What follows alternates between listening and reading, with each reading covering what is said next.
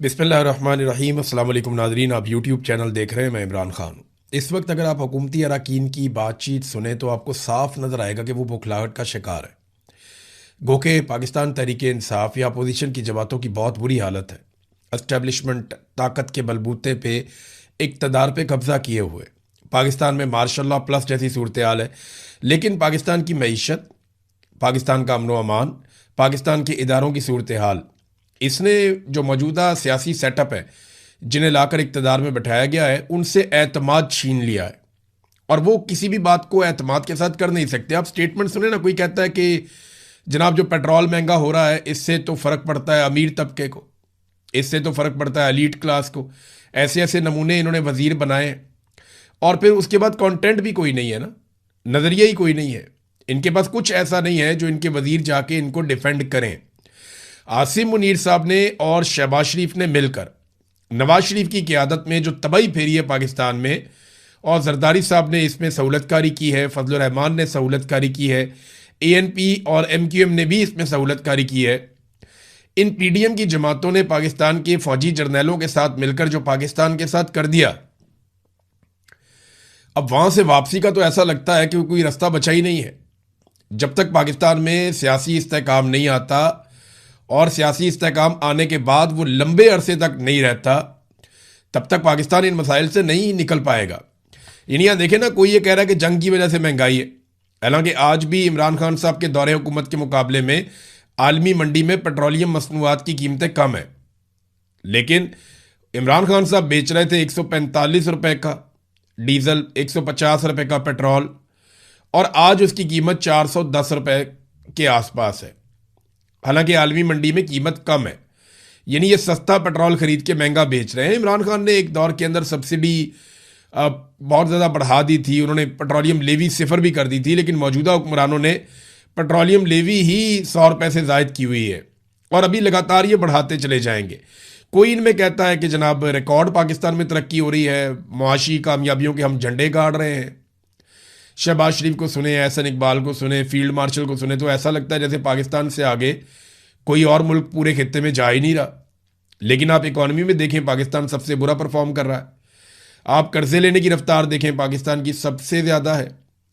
गैर मुल्की सरमायाकारी पाकिस्तान में सबसे कम आ रही है, सारे रिकॉर्ड टूट गए हैं। बेरोज़गारी की शरह हो या गुर्बत की शरह हो, पाकिस्तान में लगातार बढ़ती चली जा रही है।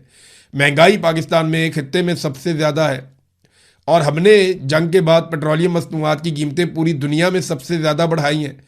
तो इन सारी चीज़ों को इकट्ठा करें तो हम तो एक फेलियर की तरफ जा रहे हैं। लेकिन फील्ड मार्शल और उनकी टीम बार बार ये कहती है उन्हें कामयाबियां मिल रही हैं।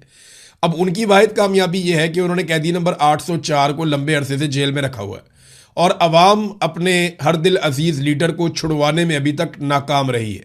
लेकिन ये ज़्यादा अरसा चलेगा नहीं, एक ना एक दिन इन्हें इमरान खान को छोड़ना पड़ेगा। और अगर इमरान खान ने अपना नुक्ता नज़र ना छोड़ा तो फिर इनकी तबाही आएगी, या इनके हाथ से कम कम ये वाला खेल हमेशा के लिए निकल जाएगा। और निकल जाना चाहिए कि ये पाकिस्तान में जब चाहें किसी की हुकूमत बना दें, जब चाहें किसी की हुकूमत गिरा दें। तो लगभग ये सारे जो है वो ज़हनी मरीज बन चुके हैं। इमरान खान साहब ने तो चंद लोगों के बारे में, एक आधे के बारे में कहा था, लेकिन यहाँ ऐसा नजर आता है कि ज़हनी मरीजों का लंडा बाजार लग गया है। एक एक का स्टेटमेंट निकाल के सुने, आप सर पकड़ के बैठ जाते हैं कि ये किस तरह के लोगों के हवाले निज़ाम कर दिया गया है। देखा जिस तरह के हालात है ना, जैसा सियासी अदम इस्तेहकाम है, जितनी उन बेचारों ने कोशिश की और अवाम ने उनकी बात ही नहीं सुनी, ऐसी सूरत में कोई भी नॉर्मल आदमी होता पागल हो जाता। तो वो ठीक हो रहा है उनके साथ जो भी हो रहा है। और ये सब नवाज शरीफ के फैसलों की वजह से नून लीग ने अपनी कब्र खोद ली है, यानी उनकी सियासी कब्र खुदी हुई है, और नवाज शरीफ के फैसलों की वजह से वो सारे भुगत रहे हैं। हालात ये हो गए कि बांग्लादेश पाकिस्तान को क्रिकेट सीरीज में, टेस्ट में वाइट वॉश कर देता है। यानी पाकिस्तान बांग्लादेश के साथ अगर कभी क्रिकेट खेलता था तो उसमें यह कहा जाता था कि पाकिस्तान तो बारियां लगाने के लिए जा रहा है, यानी पाकिस्तान तो प्रैक्टिस के लिए मैचेस खेल रहा है, और अपने अहम खिलाड़ियों को ड्रॉप कर दिया जाता था कि जनाब ये हमारे बेहतर प्लेयर, इनको ज़रा ड्रॉप कर देते हैं और हम वहाँ पे रखेंगे उन प्लेयर्स को जो बस ठीक हैं, जिनकी प्रैक्टिस करवानी है। मेन प्लेयर्स बांग्लादेश के खिलाफ खेलते नहीं थे, ऐसा वक्त था।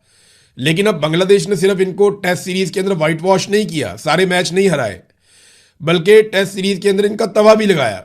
वो आवाज़ें कसते रहे इनको उस तरह जिस तरह एक दौर में ऑस्ट्रेलिया मुखालिफ कमज़ोर क्रिकेट टीमों को आवाज़ें कसती थी।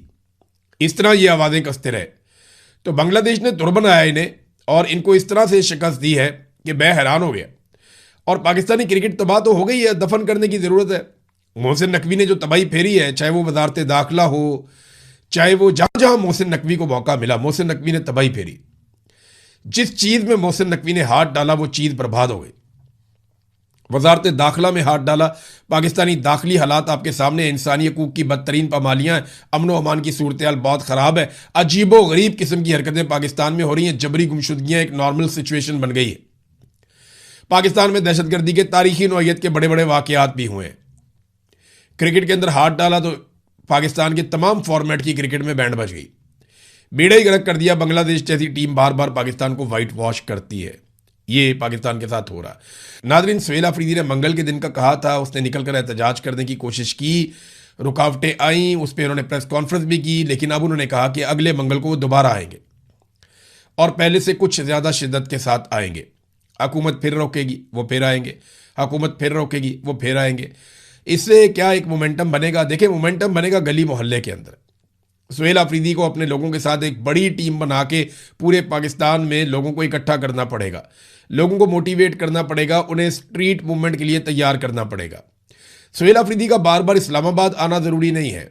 वो अगर सही तरीके से चलते तो अब तक वो इस काबिल हो जाते कि वो पाकिस्तान को बंद करने की सलाहियत पा लेते। देखें, ये जब भी पाकिस्तान की मिलिट्री एस्टेब्लिशमेंट को मुसीबत पड़ेगी ना, वो पूरे पाकिस्तान में पड़ेगी।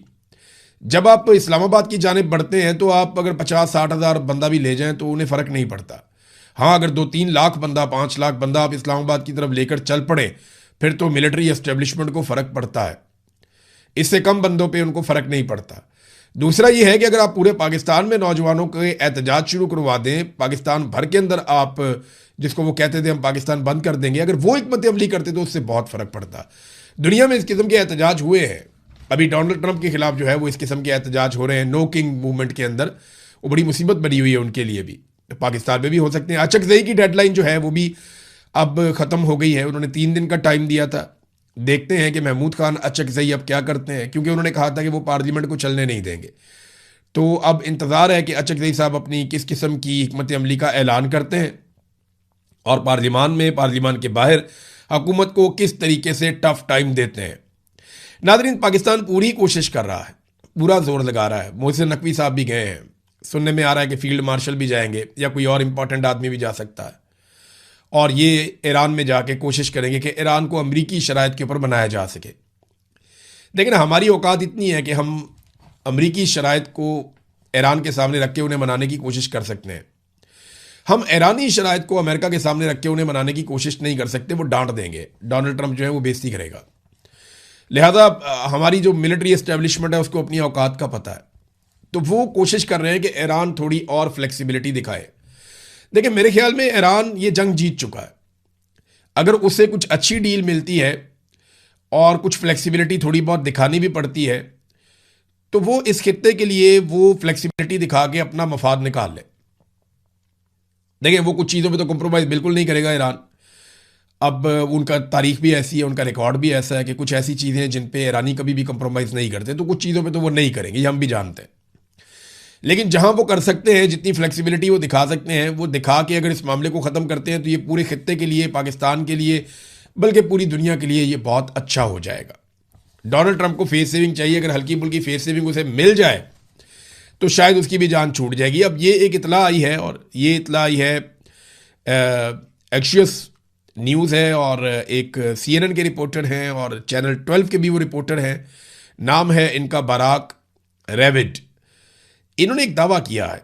बराक रेविड का कहना है कि मंगल को डोनाल्ड ट्रंप और नेतन्याहू के दरमियान एक कॉल हुई थी, और इसने दावा किया, इस रिपोर्टर ने, बड़ा सीनियर रिपोर्टर है, कि इस कॉल में कशीदगी हुई दोनों के बीच में।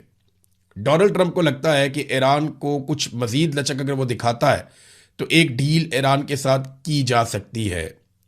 यानी डोनाल्ड ट्रंप की जो बातचीत है उसमें लचक पे जाने की जो है वो गुंजाइश थी।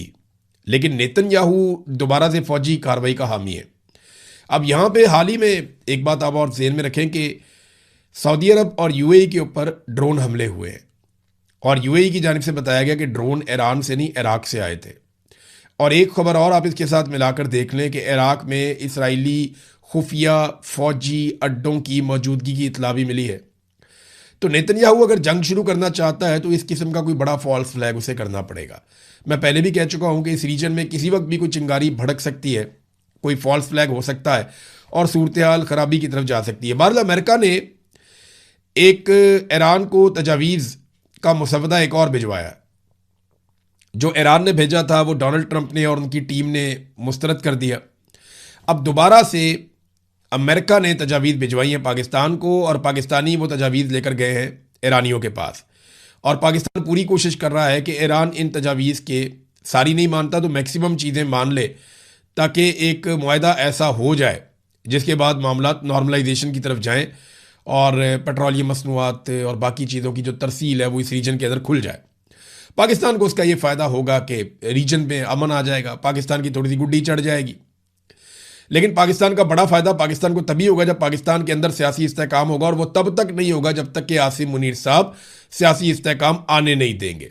वो सियासी इस्तेहकाम नहीं आने देंगे, क्योंकि सियासी इस्तेहकाम आता है अवाम की मर्ज़ी मान लेने से, और वो अवाम की मर्ज़ी मानने के लिए तैयार नहीं है, ना ही ऐसा लगता है कि उन्हें अवाम की मर्ज़ी मानना सूट करता है। बहरहाल ईरान की जो सरकारी खबर रसा एजेंसी है उसके बकौल वो जायज़ा ले रहे हैं इन तजावीज़ का, और अभी तक उन्होंने जवाब नहीं दिया है। जबकि अमेरिका की जानिब से अभी मीडिया खामोश है। जब ईरान का जवाब जाएगा तो फिर अमेरिकी मीडिया रिपोर्ट करेगा कि एक्चुअली ईरान ने किस किस्म का जवाब दिया है। वैसे ईरानी मीडिया पहले ही खुद बता देता है। नाज़रीन, डोनाल्ड ट्रंप ने एक और बड़ा अजीबोगरीब काम किया। ऐसा लगता है कि वो अपने फेवरेट फील्ड मार्शल से बहुत मुतासिर हो गया डोनाल्ड ट्रंप, और एक बड़ा अजीबोगरीब काम किया। ये काम ज़रा चेक करें आप, यहाँ पे मेरे पास खबर है। डोनाल्ड ट्रंप ने अपने और अपने अहले खाना और कारोबार को, यानी अपने और अपने अहले खाना का जो कारोबार, उसको टैक्स मामलात से मुताल्लिक जारी तहकीकात और ऑडिट से इस्तिस्ना दिलवा दिया है। यानी समझें आप, यानी जो टैक्स ऑडिट होगा ना इनके ख़ानदान का, इनकी फैमिली का, डोनाल्ड ट्रंप का, उससे उन्होंने अपने आप को इस्तिस्ना करवा लिया, अपनी फैमिली को भी डोनाल्ड ट्रंप ने। यानी इस्तिस्ना अब सबको चाहिए। जितने लोगों ने कुछ ना कुछ दाल में काला होता है ना, वहाँ पे वो इस्तिस्ना मांग लेते हैं। तो अमेरिकी सदर डोनाल्ड ट्रंप उनके अहले खाना और उनके कारोबार को टैक्स मामलात से मुताल्लिक जारी तहकीकात और ऑडिट से हमेशा के लिए इस्तिस्ना मिल गया है। महकमा इंसाफ के एक सफ़े पर मुश्तमिल दस्तावेज़ में अमरीकी हुकाम को ट्रंप, उनके ख़ानदान वालों और उनके कारोबार के खिलाफ टैक्स दावों पर हमेशा के लिए कार्रवाई या कानूनी पैरवी से रोक दिया गया है। देखिए, इस किस्म की चीज़ें जो बाइडन ने भी की थी, अपने बेटे के लिए भी की थी। बाद में डोनाल्ड ट्रंप आया, उसने रिवर्स कर दी। डोनाल्ड ट्रंप को अगर दोबारा हुकूमत नहीं मिलती, या फ़र्ज़ करें डोनाल्ड ट्रंप के ख़िलाफ़ आ जाती है, इम्पीचमेंट हो जाती है इनकी, और ये इम्पीच हो जाते हैं, इनका मुआवजा हो जाता है बतौर सदर, और एक नया सदर आता है अमेरिका में, तो वो भी इस इस्तिस्ना को मुमकिना तौर पे ख़त्म कर देगा।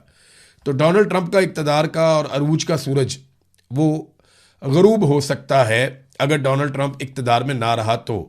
वैसे डोनाल्ड ट्रंप के प्लान लंबे हैं। वो तो ये कहता है कि वो आइन में एक तरमीम करेगा और उसके बाद वो लंबे अरसे तक अमरीकी सदर रहेगा। एक और भी उसने अपनी ख्वाहिश बताई डोनाल्ड ट्रंप ने कहा कि मैं इस वक्त इसराइल में 99% मकबूल हूँ। वहाँ वज़ीर आज़म के लिए मैं अगर चाहूँ तो इलेक्शन लड़ सकता हूँ। तो इसलिए शायद मैं अपना ये दौर पूरा करने के बाद इसराइल जाऊँ और वहाँ से वज़ीर आज़म के लिए इलेक्शन लड़ूँ। कैसी अजीब बात है कि अमरीकी सदर रहने वाला शख्स 2 मरतबा वो जाएगा और जाकर इसराइल में एक छोटे से मुल्क में वज़ीर आज़म बनने की कोशिश करेगा। ये देखें, डोनाल्ड ट्रंप की ख्वाहिश हो सकती है, उसके दिल से कोई बात निकली, उसने पब्लिक कर दी। लेकिन एक बात आप समझें कि इसराइल कितना इम्पॉर्टेंट है, ये इसका आइडिया डोनाल्ड ट्रंप को है, और वहाँ कितनी ताकत है इसका आइडिया भी डोनाल्ड ट्रंप को है। और अमेरिकन तो अब खुलकर कहते हैं कि नेतन्याहू ने अमेरिका को और अमेरिकन फ़ौज को इस्तेमाल किया, और इसराइली मफाद के लिए अमेरिका अपनी फ़ौज को मैदान में लेकर आया, और इसराइल कठपुतली की तरह अमेरिका में मौजूद लोगों से अपने फैसले करवाता है। बहरहाल एक स्टेटमेंट जो है वो ईरान के सुप्रीम लीडर का भी आया, उससे आपको ज़रा आइडिया हो जाएगा कि टेम्परेचर कहाँ पे है। उन्होंने कहा जी, ईरान इस वक्त 2 आलमी दहशत गर्द अफवाज के खिलाफ तारीखी मुज़ाहमत कर रहा है।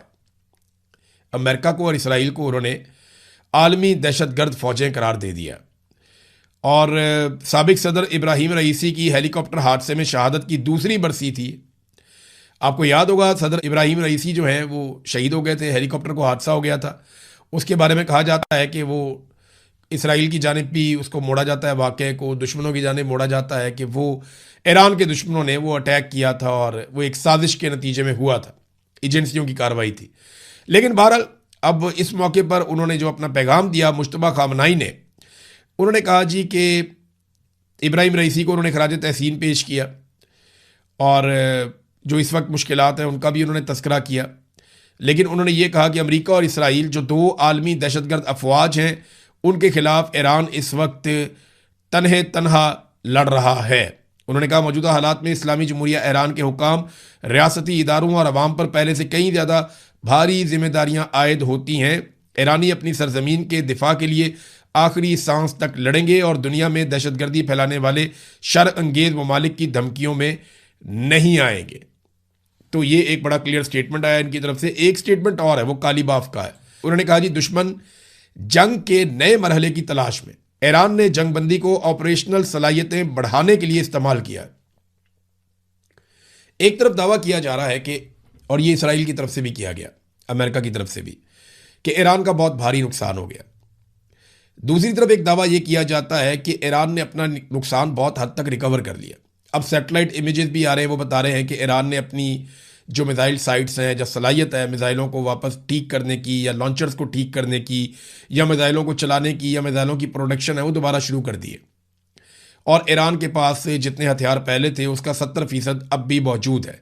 ये अमेरिकन CIA की रिपोर्ट भी है। और यही बात जो है वो ईरानी पार्लियामेंट के स्पीकर मोहम्मद बाकर कालीबाफ कह रहे हैं कि दुश्मन की ज़ाहिरी और खुफिया नकलो हरकत को देखकर हमें लगता है कि ईरान पर इक्तसादी और सियासी दबाव डालने के साथ साथ उसने अपने अस्करी मकासद भी अभी नहीं छोड़े और वो जंग और मुहिम जोई के नए मरहले की तलाश में है, यानी एक नई जंग दोबारा शुरू हो सकती है।